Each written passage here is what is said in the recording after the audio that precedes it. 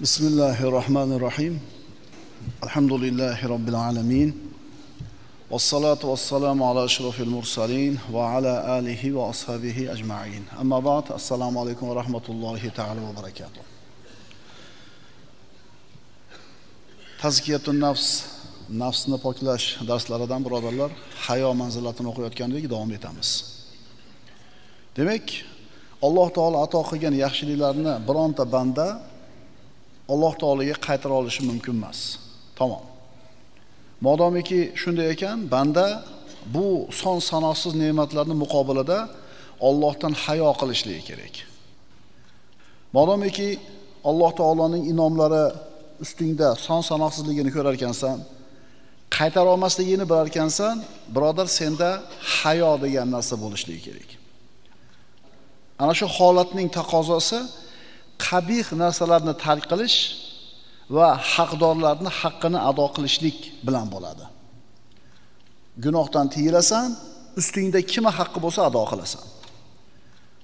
Fuzayl ibn Iyozning ra'yi. Bu ulug' inson shunday deydi: hayoning kam ekanligi baxtsizlikning alomati. Bir insonning behayo bo'lishligi, hayosiz bo'lishligi uning baxtsiz ekanligiga dalolat qiladi. Bu ulug' qozi yana aytadiki, baxtsizlikning alomati 5 ta. Baxtsiz odamning 5 ta belgisi bo'ladi. Birinchisi qalbning qattiqligi. Ikkinchisi ko'zning muzlashi, ya'ni ko'z yosh oqiza olmasligi. Nasihat eshitganda, oyat eshitganda insonda qalbi yumshab, ko'zi yoshlanadigan holatda ham ko'zini quruq turishligi. Uchinchisi hayoning kamligi. Hayoning kamligi insonning baxtsizligiga dalolat. To'rtinchisi dunyoga rag'bat. Beshinchisi orzu umidning uzunligi, ya'ni o'limni eslamasligi. Asiri va Saqafi aytadi: albatta hayo va uns qalb eshigini ochishadi. Agar unda zuhd va taqvoni ko'rishsa, shu joyda qolishadi, aks holda yo'q. Insonda qalbiga kirar ekan mana shu ikkita sifat: hayo bilan uns, mehr shafqat. Agar mana shu insonning qalbida taqvo bo'lsa, zuhd bo'ladigan bo'lsa, shu yerda mehr ham, hayo ham qoladi. Aks holda chiqib ketadi. Yahyo ibn Muoz aytadi: "Man istahya minallohi muti'an, istahyallohu minhu va huwa mutnibun." Kim Allohga itoatkor bo'lgan holda hayo qilsa, Allohga itoatlik va Allohdan hayo qilsa, mana shu banda xato qilib qo'yadigan bo'lsa, Alloh ham undan hayo qiladi. Alloh qana qilib hayo qiladi? Bunaqa bandasini azoblagani hayo qiladi. Mana kechagi suhbatimizda aytdik, nima musibat ustimizga kelayotgan bo'lsa, nima makruhot kelayotgan bo'lsa ustimizga, bu qilgan ishimiz tufayli keladi. O'zimiz so'rab olgan bo'lamiz fe'l atvorimiz bilan. Ammo bir banda Allohdan hayo qilsa, itoatli bo'lgan holida va oyog'i toyilib ketadigan bo'lsa, bunaqa bandasini Alloh taolo hayo qilar ekan azoblashdan. Gunohga yo'l qo'yding, undan avval itoatda eding, Allohdan hayo qilar eding, endi Alloh sendan hayo qiladi, seni azoblamaydi. Alloh taolo hadis qudusida marhamat qiladi: "Abdi i'rifni fi raha, a'rifuka fi shidda." Ey bandam, yengil kunlaringda meni eslagin, mashaqqatli kunlarda men seni eslayman, taniyman. Abdi kabirat sinnuk va za'ufa basaruk va shaba sha'ruk va hana dhahruk fastahyi minni ana astahyi minka. Ey bandam, yoshing ulg'aydi, ko'zing xiralashdi, sochlaring oqardi, beling egildi, ya'ni qadding bukilib qoldi. Bas, mendan hayo qilgin, men ham sendan hayo qilaman. Yoshi bir joyga borib qolgan odam Allohdan hayo qilib, gunohdan tiyilishdi, o'rniga yana gunoh ma'siyatga berilsa qanaqa bo'ladi? Kuch-quvvatga to'lgan payting birodar. 5 ga kirgan bolangni bir shapaloq urding. Ha, joni og'riydi, alamlanadi. Endi 15 ga kirganda ursangchi, endi alamlanishi yana ham qattiqroq bo'ladi. Bo'yinga yetib 30 ga kirganda bir shapaloq ursangchi hamma oldida. Bu urushni va bu zarbani og'rig'ida o'zi alam qilmaydi. U bir shapalaqchi narsa emas 30 ga kirgan odamga. Odamlarda oldida xor bo'lganligi, hurmati to'kilganligidan qattiq alamlanadi. Ko'ryapsizmi? Ustiga kelgan musibatdan 5 yashar bola bir xil alamlanyapti. 15 ga kirgan bir xil, 30 ga kirgan boshqa xil. Shuning uchun kishi qanchalar martabasi yuqori bo'lsa, jamiyatda qadr martabasi oliy bo'ladigan bo'lsa, unga kelgan jazo boshqalarga kelgan jazodan ko'ra og'irroq ta'sir qiladi bunga. Agar shunga o'xshagan jazo qaraganida emas, yoshligida kelgan bo'lganida bunchalik alam qilmas edi bu odamga. Endi agar bir inson islomda, dinda, iymonda soch soqoli oqargan bo'lsa, islomda yashab qarigan bo'lsa, Alloh hayo qiladi bu bandasidan, azoblagani. Islomda soch soqoli oqargan odamni Alloh azoblagani hayo qiladi. Bu Allohning hayosi. Payg'ambarimiz sollallohu alayhi vasallam aytadilar: "Fa innahu ma min muslimin yashibu shaybatan fil islam illa kanat lahu nuron yawmal qiyamah." Qaysi bir musulmon islomda qarigan bo'lsa, soch soqoli oqargan bo'lsa, qiyomat kunida uchun nur bo'ladi. Nuri bo'ladi. Takrorlaymiz birodarlar. Ulamolar Allohning hayosi qanaqa bo'lishini bizga tushuntirib berishdi. Allohning hayosi bu saxovat hayosi, xayriyat hayosi, fazl-u karam hayosi, ulug'lash hayosi. Endi bandani hayosi Allohga osiy bo'lishdan tiyilishlik. Alloh hayo qiladi bandadan, banda ham Allohdan hayo qilishligi kerak bo'ladi. Alloh taoloning hayosini karam, saxovat hayosi dedik. Banda ikki qo'lini ko'tarib, "Ey Parvardigor" deb hojatini so'rar ekan, uning ikki qo'lini quruq qaytargani hayo qiladi. Yana aytdik, islomda umrini o'tkazgan, dinda, taqvoda, ibodatda soch soqoli oqargan odamni Alloh azoblagani hayo qiladi. Hayo qaysi tomonga burmang, hayo faqat yaxshilik olib keladi. Hayo birodarlar, bu zaiflikning belgisi emas. Aksincha quvvatning belgisi. Hayoli insonlar o'zlarini xijolatli bo'ladigan o'rinlarga qo'yishni xohlamaydi. Masalan, oddiy odamlar yozib qo'ygan qoidani buzishdan ham ular ehtiyot bo'ladi. Masalan, yo'l harakati qoidasini buzdingiz. Nima bo'ladi? O'sha mirshab to'xtatadi, pravani oling deydi, nimaga bunday qildingiz deydi, ishtirab yozib beradi, sizni xijolatga qo'yadi. Endi haqiqiy hayo egasi shunaqa holatga tushirib qo'yishlikdan ham o'zini ehtiyot qiladi. Demak, hayoni yana bitta ta'rifi o'z-o'zidan qanday bo'lyapti? O'zini xijolatli o'rinlarga kiritib qo'yishdan ehtiyot bo'lish ham hayo ekan. Alam ya'lam bi annalloha yara dedi Alloh Qur'onda. Axir u bilmaydimi Alloh uni ko'rib turganini? Unga kamerani keragi yo'q. Unga kontrolyorni kerak, unga gaydi yoki boshqani keragi yo'q. Alloh ko'rib turibdi deydi. Demak, hayoning yana bitta ta'rifi kishi o'zini xijolatli o'rinlarga kiritib olishdan ehtiyot bo'lish ekan. Ulamolar hayoning 10 ta turi bor deyshadi.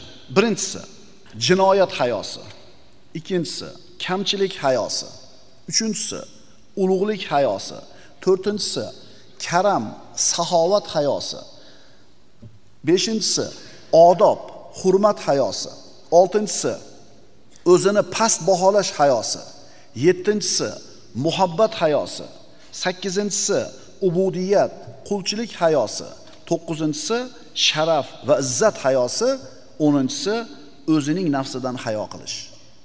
Mana bitta-bittadan ko'rib chiqamiz. Birinchisi qaysi edi? Jinoyat hayosi. Bu qanaqa bo'ladi? Bu Odam alayhisalomning hayosi shunga misol bo'ladi.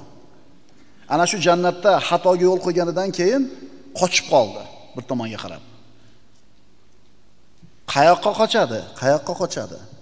Shunda Alloh taolo: "Ey Odam, mendan qochyapsanmi?" dedi. Odam alayhisalom: "Yo'q, Parvardigor, men uyalyapman" dedi. Mana shu jinoyat hayosi bo'ladi. Masalan, o'g'il bola uyda bir xato ishni qilib qo'yadi-da, otasini ko'ziga ko'ringani uyalib yashinib yuradi.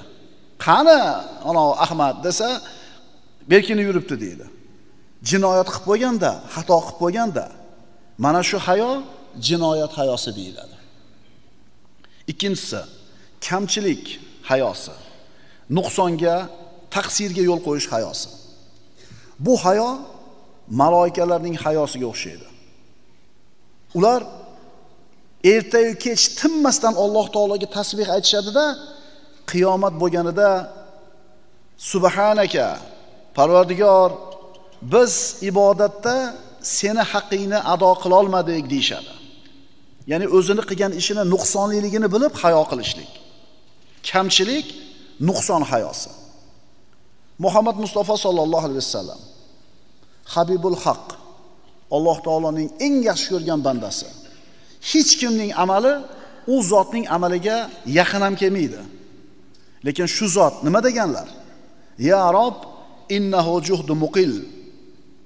Parvardigor, albatta bu meni amalim ozgina narsa. Meni amalim hech narsa emas deyaptilar. Uchinchisi, ta'zim, ulug'lash hayosi.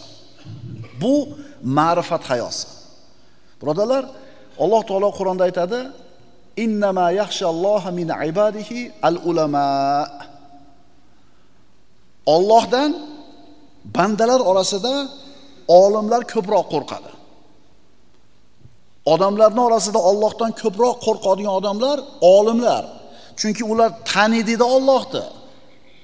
Boshqalardan ko'ra yaxshiroq taniydi Allohni ular. Robbisini tanigan banda Allohdan hayo qilmay iloji yo'q. Qanchalar yaxshi tanisangiz, shunchalar hayo qilasiz. Mana shu ulug'lash hayosi bo'ladi. Allohni qanchalar tanisa, banda shunchalar hayo qiladi. Endi Allohni kim taniydi bandalar orasida? Ilmlilar, olimlar. Payg'ambarimiz sollallohu alayhi vasallamning majlisida o'tirar ekan, Zaydul Xoyr. Rasululloh unga ikrom ko'rsatib, yostiqni uzatdilar. Ya'ni yostiqqa suyaning deb. Haligi odam nima qildi? Vallohi inni la attakiu fi hadratik. Albatta men sizni huzuringizda, vallohi men sizni huzuringizda yostiqqa suyanib o'tirmayman dedi. Nima uchun? Rasulullohni tanidida kimligini. Tushunarlimi? Mana Nabiy sollallohu alayhi vasallamning kosasi desa qarab ko'nimiz yumshab, ko'zimiz yoshlanyapti. Rasululloh sollallohu alayhi vasallam soch tolalari ekan desa ko'rib turib ko'zimizga yosh kelyapti. Nima uchun? Nima uchun? Taniymiz Rasululloh sollallohu alayhi vasallamning kimligini. To'rtinchisi, karam va saxovat hayosi. Payg'ambarimiz sollallohu alayhi vasallam Zaynab onamizning valimasiga bir necha kishilarni chaqirdilar, oldiga topganini qo'ydilar, mehmonlar yeyishdi. Valima tugasa ham, taom tugasa ham boyagi mehmonlar turib ketishavermadi o'zlarini bilib. Nabiy sallallohu alayhi vasallam mezbonlar haligilarni bo'ldi turib chiqib ketinglar degani hayo qildilar. Kim? Muhammad Mustafa sallallohu alayhi vasallam. Mana shu karam va saxovat nimasi? Hayosi. Rasululloh sallallohu alayhi vasallam mehmonlarni turinglar deya olmadilar. Va bu narsa haqida Qur'oni Karimda oyatlar nozil bo'ldi. Alloh taolo Qur'onda marhamat qiladi. Ey mu'minlar, payg'ambarning uylariga faqat sizlarni biron taomga chaqirilsagina kiringlar. O'shanda ham uning pishishiga ko'z tutib turguvchi bo'lmanglar, balki chaqirilgan paytingizda kirib, taomlangach tarqalinglar va biron gapga berilgan holdingizda u yerda qolib ketmanglar. Chunki bu ishlaringiz payg'ambarga ozor berur. U esa sizlardan tortinar. Ya'ni sizlarni chiqarib yuborishdan tortinadi. Alloh haqni aytishdan tortinmas. Sizlarni chiqib ketinglar degan hayo qiladi, lekin Alloh haqni aytishdan hayo qilmaydi deydi. Beshinchisi, odob hayosi. Hurmat hayosi. Bunga Ali roziyallohu anhuning hayosini misol keltirishimiz mumkin. Ali roziyallohu anhu payg'ambarimizning kuyovi bo'lgan, Fatima Zahroning kuyovi. Ali roziyallohu anhu ko'p mazili kishi edilar. Mazi. Kishidan mazi bo'lganda, kishidan mazi kelganda tahorat qilinadimi yoki g'usulmi? Rasulullohdan so'ragani hayo qildi, chunki qaynotasi xotinini otasidan bu narsani so'ragani uyaldi.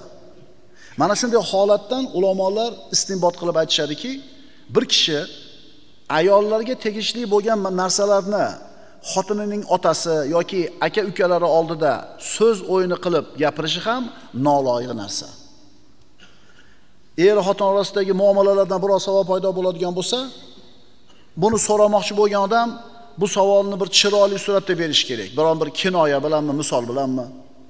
Ammo ana shu majlisda shu savol berayotgan kishini qaynatasimi, xotinining aka-ukalari bo'ladimi? Umuman bu savolni bermaslik kerak bo'ladi. Bu o'rinda Ali roziyallohu anhuning fe'li ergashlik maqsadga muvofiq bo'ladi. Bu odob hayosi edi. Hayoning 10 ta turini aytdik, shundan 5 tasini gaplashgan bo'ldik. Birinchisi jinoyat hayosi, ikkinchisi kamchilik, nuqson hayosi, uchinchisi ulug'lash hayosi, to'rtinchisi karam, saxovat hayosi, beshinchisi odob hayosi. Inshaalloh darsimizni ertaga davom etkazamiz. Vassalomu alaykum va rahmatullohi va barakatuh.